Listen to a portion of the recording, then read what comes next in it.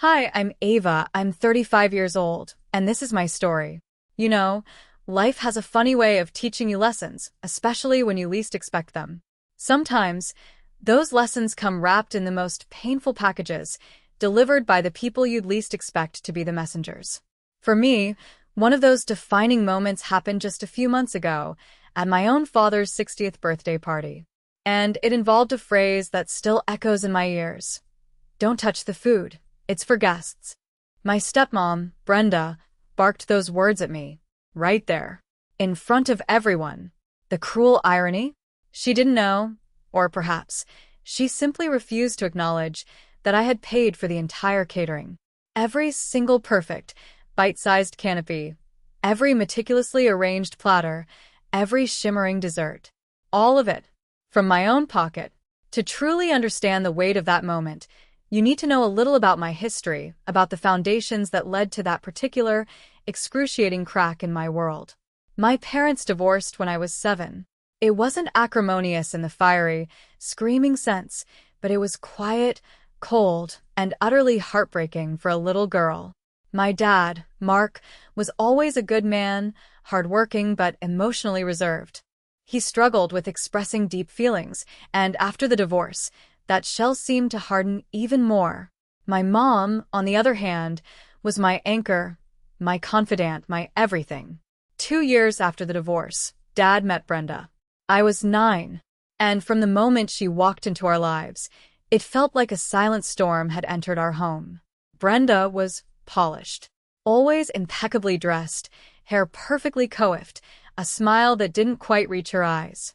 She had a way of speaking in pleasant tones while delivering subtle jabs, a master of passive aggression before I even knew what that term meant. She didn't have children of her own, and I often felt like an inconvenient accessory to my dad's life, something she had to tolerate to get the whole package. My relationship with my dad, which was already fragile, began to fray even further. Brenda was a master of division. She'd subtly criticize my clothes, my grades, my friends, always in my dad's presence, but framed as constructive advice. She'd complain about the cost of my extracurricular activities, or how much attention I demanded from my dad, making me feel like a burden. Dad, caught between his new wife and his young daughter, often retreated, avoiding confrontation.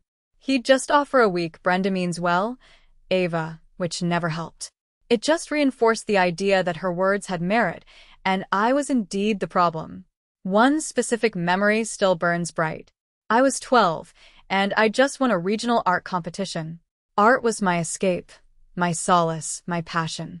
I'd spent weeks on this charcoal drawing, depicting a lone tree against a stormy sky, a reflection of how I felt inside. My dad was genuinely proud, beaming, saying he'd get it framed and hang it in the living room.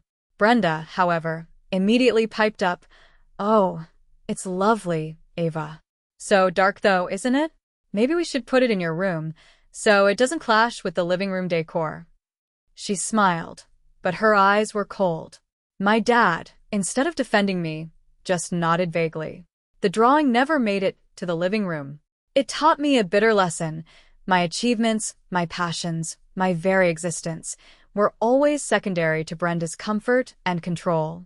As I grew older, my drive to become independent became my primary motivator.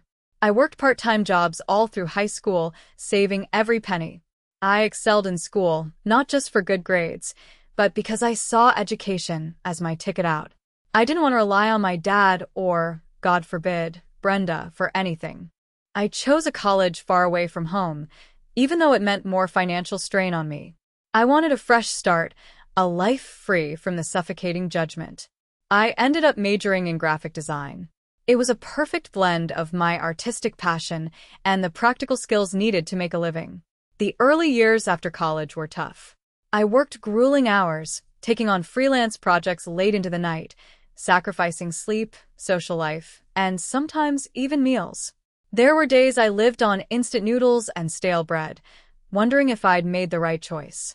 My family, particularly Brenda, certainly didn't offer much encouragement. Whenever I'd visit, she'd ask pointedly, "Still doing those artsy things, Ava? Have you thought about a stable job? Accounting, maybe?" The implication was clear. My chosen path was frivolous, destined for failure. But I persisted. I built a portfolio, networked relentlessly, and slowly, painstakingly, started to gain traction. I landed a junior designer role at a small agency, and I poured my heart and soul into it. I learned everything I could, absorbed every critique, and pushed myself to be better. 5 years later, I had worked my way up to senior position, and then, with a terrifying leap of faith, I decided to launch my own graphic design agency. It was the hardest thing I've ever done.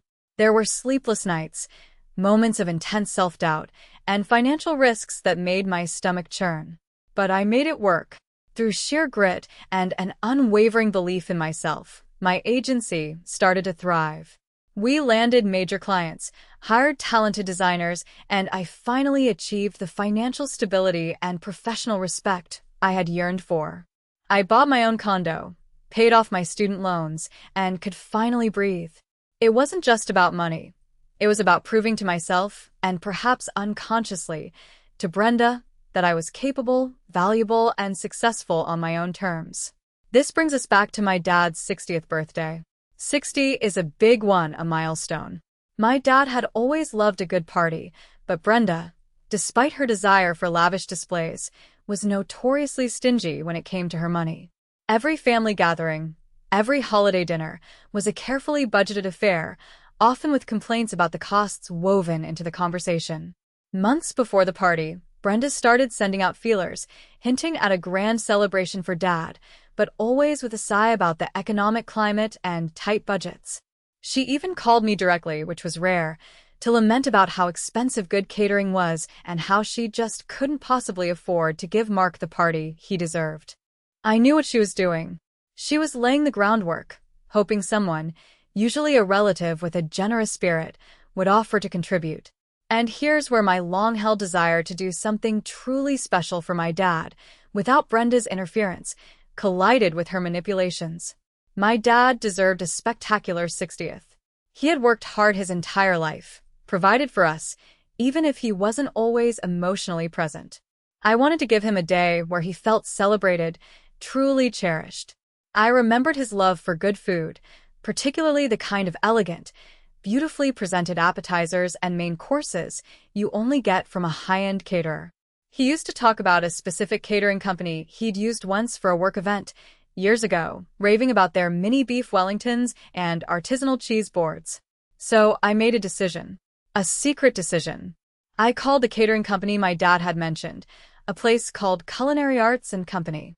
They were renowned and, yes, expensive. I worked directly with their event planner, Sarah, over several weeks. I chose a menu that was a nod to all of my dad's favorite foods, elevating them to gourmet levels. We planned everything: the exquisite hors d'oeuvres, a delicious sit-down main course with several options, and a dessert table that looked like it belonged in a magazine.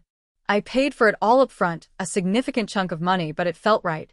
It felt like an investment in my dad's happiness, a silent thank you for everything, and a way to circumvent Brenda's inevitable complaints and control. I specifically asked Sarah to keep my payment confidential from the family, explaining that I wanted it to be a surprise, a gift. She understood completely. The day of the party arrived. Dad's 60th. It was held at a beautiful rented hall, decorated elegantly by Brenda. I'll give her that. As I walked in, carrying a large gift bag for my dad, the aroma hit me first, a sophisticated blend of roasted meats, fresh herbs, and something subtly sweet. Culinary Arts and Company was already there, their team impeccably dressed, setting up a breathtaking spread of appetizers on polished silver trays. There were delicate crab cakes with aioli, vibrant caprese skewers, miniature quiches, and yes, those perfect, flaky beef Wellingtons. My heart swelled with a mixture of pride and nerves. I greeted my dad with a big hug, whispering, "Happy birthday, Dad. I hope you have the best day." He looked genuinely happy, a rare, open smile on his face, which made all the planning and expense worth it. Brenda, however, was in full hostess mode, flitting around, directing guests, and ensuring everything was just so. She nodded stiffly at me, a brief, almost imperceptible acknowledgement. Ava, you're here. Don't be late for dinner, she said before moving on. Typical Brenda. Guests started arriving, and the party quickly filled with lively chatter and laughter. I found myself near the appetizer table, chatting with my aunt and uncle. The food truly looked incredible. The caterers were circulating, offering trays, and the main appetizer display was a work of art. I hadn't eaten much all day, busy with last-minute preparations, and my stomach rumbled. I spotted a particularly enticing bruschetta with sun-dried tomatoes and fresh basil, a personal favorite. Without thinking, my hand reached out for one. It was a natural, unconscious gesture, born of hunger and admiration for the beautiful spread. My fingers were just brushing the edge of the crisp bread when a sharp, unmistakable voice cut through the ambient noise, slicing through the polite chatter like a knife. Ava. Don't touch the food. It's for guests. My hand froze. My aunt and uncle, mid-sentence, went silent, their smiles fading into awkward confusion. All eyes, it seemed, swiveled towards me, then to Brenda. Brenda stood barely 5 feet away, her posture rigid, her face a mask of indignation. Her eyes, usually just cold, now blazed with a righteous fury. Her voice, though not a yell, carried an undeniable authority, a public reprimand. The blood rushed from my face. My cheeks burned. It wasn't just the words. It was the tone, the public humiliation, the implication that I was some kind of greedy interloper, not a valued family member, not worthy of touching the food, not a guest in my own father's celebration. A torrent of emotions washed over me. Shock, embarrassment, then a slow, simmering anger that had been building for years. Years of feeling like I was an outsider, a lesser than in my own family unit. Years of her subtle digs, her controlling remarks, her unwavering belief that I was always somehow falling short. And now this, in front of everyone, over food that I had paid for. Every single, meticulously prepared bite. My voice, when it came, was a tight whisper, thick with disbelief. Brenda, what are you talking about? She scoffed, dismissing me with a wave of her perfectly manicured hand. You heard me. We have a budget for these things, and the appetizers need to last. The guests haven't all had a chance yet. You can wait until dinner like everyone else. Her words hung in the air, thick with condescension. She made it sound like I was trying to sneak food, like a child caught with her hand in the cookie jar. The humiliation was unbearable. A wave of dizziness washed over me. All the sacrifices, all the late nights, all the moments of doubt and triumph that led to me being able to afford this, it all flashed before my eyes. And here she was spitting on it, metaphorically speaking. This wasn't just about a bruschetta, it was about every slight, every dismissal, every moment she had made me feel less than. My eyes, suddenly stinging, darted to my dad. He was across the room, talking to his brother, seemingly oblivious to the microdrama unfolding at the appetizer table. Brenda, seeing my gaze, smirked faintly, as if to say, "See? He won't protect you." That was it. The dam broke. All the years of biting my tongue, of trying to be the bigger person, of hoping for some glimmer of acceptance from her, it all evaporated in that instant. My voice, though trembling, gained a steel edge. "Brenda," I said, louder this time, drawing more attention. "You want to talk about budgets?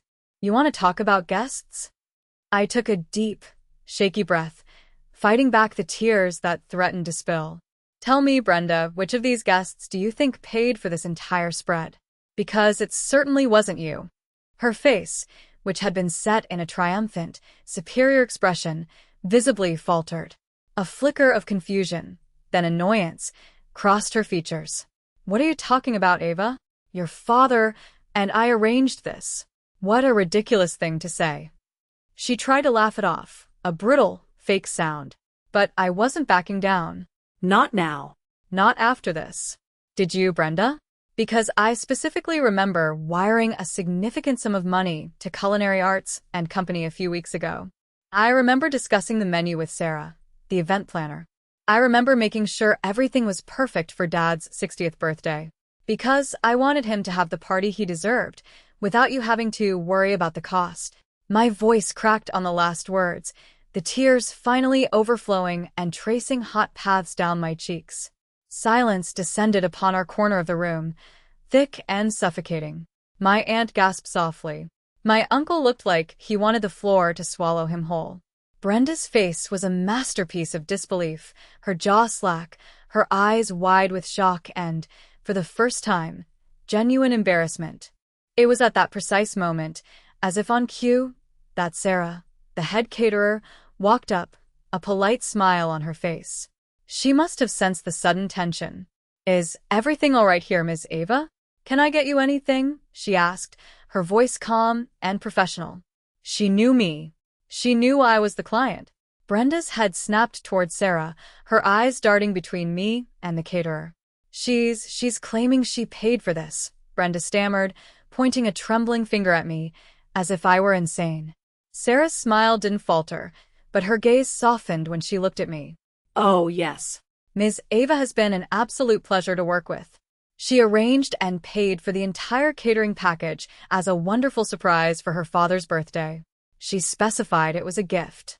Her voice was clear, unequivocal, and carried just enough to be heard by the small, stunned group that had gathered. The confirmation hung in the air, a final, undeniable truth. My aunt and uncle looked at me with a mixture of pity and admiration. Brenda's face went from shock to a mottled crimson. Her carefully constructed facade, her image as the gracious hostess who had pulled off this grand party, shattered into a million pieces right there. My dad, finally, noticed the commotion. He walked over, a look of concern on his face. "What's going on here? Everything all right, ladies?" Brenda couldn't speak. She just stood there, mortified, her eyes darting frantically. I looked at my dad, his kind, oblivious face, and a fresh wave of tears welled up.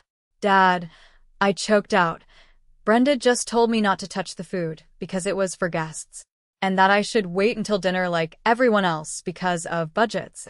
I gestured toward Sarah, who stood quietly. "She didn't know I paid for all of it. For your party."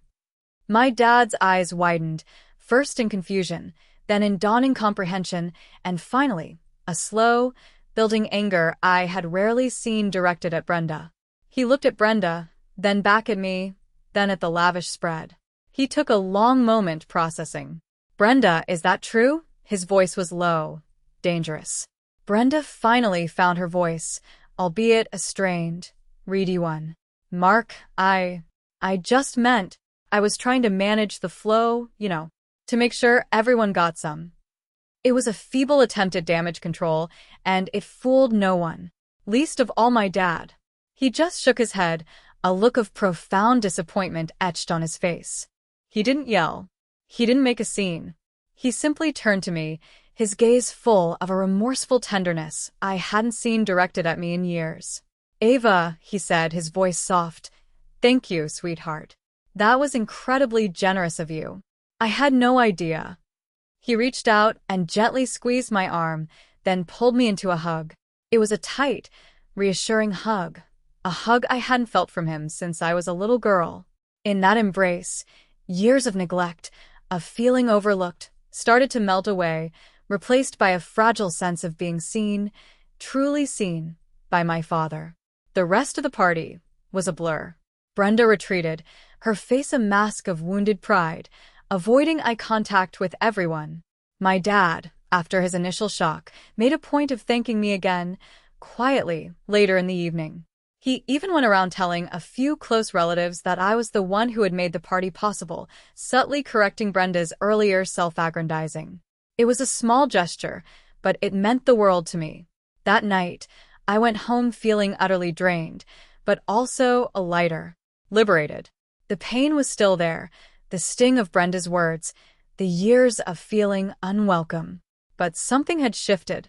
I had finally stood up for myself, not just for a piece of bruschetta, but for my worth, my efforts, my place in that family. And my dad, for the first time in a long time, had chosen me. He had seen Brenda's cruelty, and he had acknowledged my generosity. The aftermath wasn't an instant fix. Relationships rarely are. My dad and I had a long conversation a few days later. He apologized, truly apologized, for not seeing how Brenda had treated me all these years. He admitted he'd been too passive, too eager to avoid conflict, and that it had cost him. He promised to do better, to be more present, more protective. Our relationship has slowly, tentatively, begun to heal since then. It's not perfect, but it's built on a new foundation of honesty and open communication. Brenda? She didn't apologize. Not directly, anyway. She tried to act like nothing had happened, or that I had overreacted. But the dynamic had changed. The power balance had shifted. Her manipulations no longer held the same sway, at least not over me, and certainly not over my dad. I keep my distance now, maintaining a polite but firm boundary. I no longer seek her approval, because I found my own. This story taught me that sometimes you have to speak your truth, even when your voice shakes. You have to stand up for yourself, especially when someone tries to diminish you. It's not just about winning an argument. It's about reclaiming your narrative, your dignity, and your sense of self-worth. It took a lifetime of subtle digs, years of hard work, and one humiliating moment over a piece of catering to finally get there. But I'm here. I'm Ava. And I'm finally free. If you've ever felt like you're not good enough, or that your efforts go unnoticed, remember that your worth isn't determined by someone else's opinion. It's built by your own strength, your own struggles, and your own unwavering belief in yourself. Keep going. Your story matters.